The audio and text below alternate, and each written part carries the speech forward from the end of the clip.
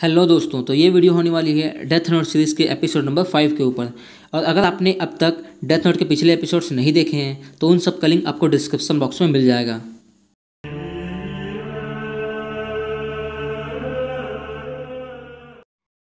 Episode की शुरुआत में लाइट और रैप एम्बर अभी भी उसी जगह पे होते हैं जहाँ पे बस हाईजैकर मारा जाता है। और रैप एम्बर लाइट को बताता है कि वो एक सीक्रेट इन्वेस्टिगेशन के लिए जापान आया था, तो लोकल पुलिस को यह पता नहीं चलना चाहिए कि उसकी मुलाकात लाइट से हुई थी। तो लाइट भी यही कहता है कि वो ये बात किसी को नहीं बताएगा। फिर रैप एम्बर के वहाँ से जाने के बाद लाइट मन में ये बोलता है कि मैं भी नहीं चाहता पुलिस को पता चले कि तुम मुझसे मिले थे, वरना शक मेरे पे ही जाएगा। इधर रैप एम्बर जब घर पहुँचता है तो वो अपनी फियांसे को बताता है कि जिस बस में वो ट्रैवल कर रहा था वो बस हाईजैक हो गई थी और आखिर में वो बस हाईजैकर मारा जाता है। तो उसकी फियांसे रैप एम्बर से कहती है कि तुम्हें नहीं लगता उसका मरना अजीब बात है। यहाँ पे वो इस एक्सीडेंट को कीरा कैसे कनेक्ट कर रही होती है। तो रैप एम्बर गुस्सा हो जाता है और कहता है कि ये केस काफ़ी खतरनाक है, तो इसके बारे में भूल जाओ। इधर लाइट अपने रूम में होता है, तभी रियूक लाइट से पूछता है कि क्या अब तुम उस एजेंट का भी नाम डेथ नोट पर लिख के उसे मार दोगे। तो लाइट कहता है कि वो एक हफ्ते बाद उसका नाम लिखेगा, जिससे कि पुलिस और एल को उस पर शक ना हो। इधर लाइट स्टेशन पे रैप एम्बर का वेट कर रहा होता है और तभी लाइट रियू को बताता है कि अलग अलग किलिंग मेथड्स पे एक्सपेरिमेंट करके उसने एक नई चीज़ सीखी है कि अगर वो डेथ का कॉज और सर्कमस्टेंसेस पहले ही लिख दे और विक्टिम का नाम बाद में लिखे तब भी डेथ नोट काम करेगी। जब रैप एम्बर वहाँ आता है तो लाइट उसके पीछे चलने लगता है और लाइट उससे कहता है, रैप एम्बर अगर तुम पीछे मुड़े तो मैं तुम्हें मार दूंगा, मैं कीरा हूँ। लाइट रैप एम्बर को विश्वास दिलाने के लिए कहता है कि वो कॉफ़ी शॉप पे खड़े उस आदमी को मार देगा जिसका नाम लाइट डेथ नोट पे पहले ही लिख चुका होता है। तो लाइट उसको मार देता है और बताता है कि उसके ऊपर सेक्सुअल असॉल्ट के चार्जेस थे और हर बार वो एविडेंस की कमी की वजह से बच जाता था। लाइट कहता है कि मैंने तुम्हारे बारे में भी काफ़ी रिसर्च की है, तो अगर तुम कोऑपरेट नहीं करोगे तो मैं तुम्हारी गर्लफ्रेंड को मार दूंगा। लाइट रैप एम्बर से उन सारे FBI एजेंट्स की फाइल मांगता है जो कीरा केस पे काम कर रहे होते हैं। तो रैप एम्बर कहता है कि अभी उसके पास वो फाइल्स नहीं हैं। तो लाइट उसको एक एनवेलप देता है जिसमें एक ट्रांसीवर होता है और लाइट कहता है कि वो ईयरफोन लगा ले और उसके इंस्ट्रक्शंस का वेट करे। लाइट उसको पहला ऑर्डर ये देता है कि वो ट्रेन के अंदर जाए और डोर के पास वाली सीट पर जाके बैठ जाए।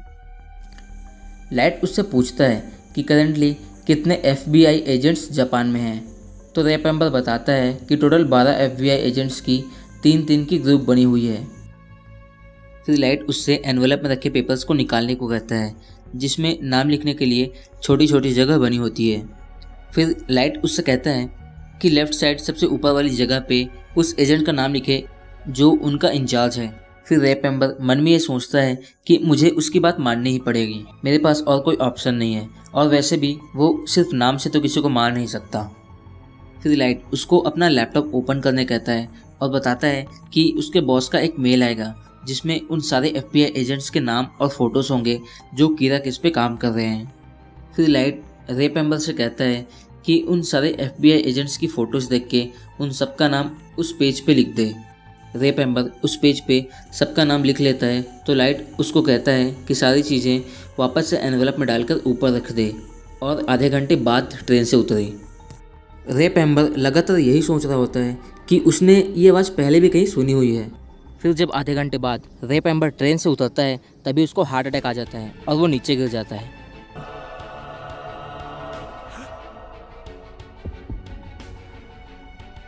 और मरने से पहले जब वो पीछे मुड़ के देखता है तो उसे पता चलता है कि लाइट यागा में ही कीरा है।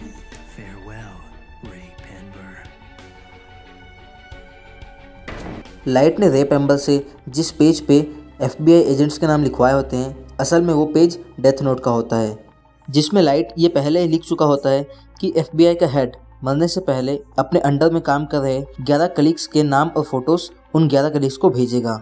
और लाइट ऐसा इसीलिए लिखता है क्योंकि अगर वो फाइल्स सिर्फ रैप एम्बर को भेजने का लिखता तो एल और पुलिस डिपार्टमेंट दोनों को ये शक हो जाता कि कीरा उन्हीं में से कोई एक है जिनको रैप एम्बर इन्वेस्टिगेट कर रहा था। इधर एल के पास FBI के हेड की कॉल आती है और वो उसे बताता है कि 12 इन्वेस्टिगेटर्स के डेथ के बाद अब FBI कीरा केस में कंट्रीब्यूट नहीं करेगी। कुछ देर बाद एल के पास चीफ यागामी का कॉल आता है और चीफ एल को बताते हैं कि एल ने FBI को कहा था कि कीरा केस की जगह वो पुलिस फोर्स को इन्वेस्टिगेट करेंगे। तो चीफ पूछते हैं कि क्या इसका मतलब वो पुलिस डिपार्टमेंट के मेंबर्स पे भी शक करता है। तो एल कहता है कि कीरा को पकड़ने के लिए ये करना ज़रूरी था, पर चीफ एल के इस डिसीजन से काफ़ी नाराज़ होते हैं। तभी एल को न्यूज़ मिलती है कि एक और क्रिमिनल मारा गया है और उसके साथ भी एक नोट मिला है जिसमें लिखा होता है, L do you know God of death love apples. इधर चीफ यागामी अपने फैमिली के सामने बताते हैं कि वो कीरा इन्वेस्टिगेशन के हेड हैं और कीरा उन सभी को मार सकता है जो भी उसे पकड़ने की कोशिश करेंगे।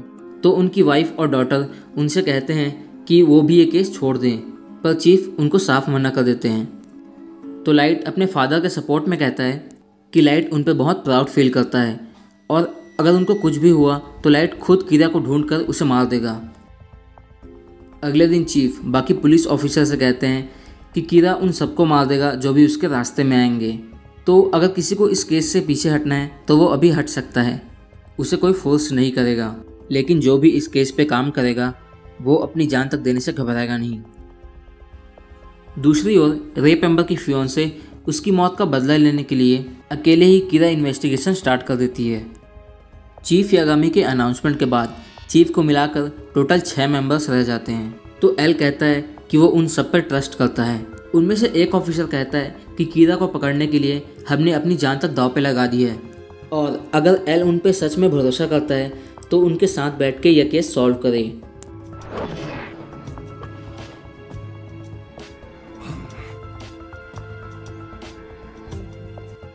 इधर पुलिस डिपार्टमेंट के 6 मेंबर्स एल के बारे में आर्ग्यू कर रहे होते हैं। तभी चीफ यागामी बोलते हैं कि शायद एल इसी टाइम का वेट कर रहा था, उसे शुरू से ही पुलिस डिपार्टमेंट की हेल्प चाहिए थी, पर पुलिस डिपार्टमेंट में ऐसे बहुत से लोग हैं जो एल पे ट्रस्ट नहीं करते और पुलिस डिपार्टमेंट की इन्फॉर्मेशन लीक होने की वजह से एल उस मौके की तलाश में था कि कब टास्क फोर्स में सिर्फ वो लोग बचेंगे जो एल पर पूरा भरोसा करते हों और जो इस केस के लिए अपनी जान तक दांव पे लगा दें। तो उनमें से एक ऑफिसर गुस्सा हो जाता है और केस छोड़ के वहाँ से चला जाता है। एल उन ऑफिसर्स को अपने रूम में बुलाता है। एल मन में ये सोच रहा होता है कि कैसे कीरा और उसके बीच दूरियां कम हो रही हैं और जैसे ही कीरा को एल और पुलिस की मीटिंग का पता चलेगा वो और भी पास आने की कोशिश करेगा। इधर लाइट यही सोच रहा होता है कि पिछले कुछ दिनों से वो काफ़ी ज़्यादा एक्टिव है, तो कहीं उसने कोई क्लू तो नहीं छोड़ा जिससे पुलिस और एल को उस पर शक हो। It's unlocked. Please let yourselves in.